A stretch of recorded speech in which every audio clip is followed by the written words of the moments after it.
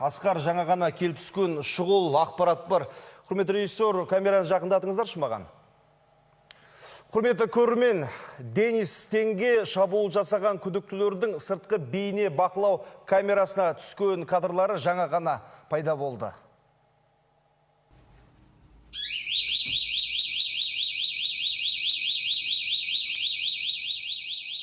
Таспада екі жігіттің оқиға орнында түскі сағат 2:55 шамасында жүріп өткені көрініп тұр.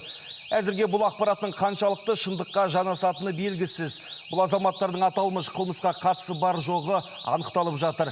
Естеріңізге сала кетейік, бүгін Алматы қаласында әйгілі спортшы Денистен көлігін ұрлық түскен екі адамның қолынан ауыр жарақат алып, ауруханаға түскен болатын. Одан кейін дәрігерлер оның өміріне араша бола алмағандарын айтты. 31-ші арна ұжымы марқұмның барлық туған туыс жақындарына қайғырып көңіл айтады.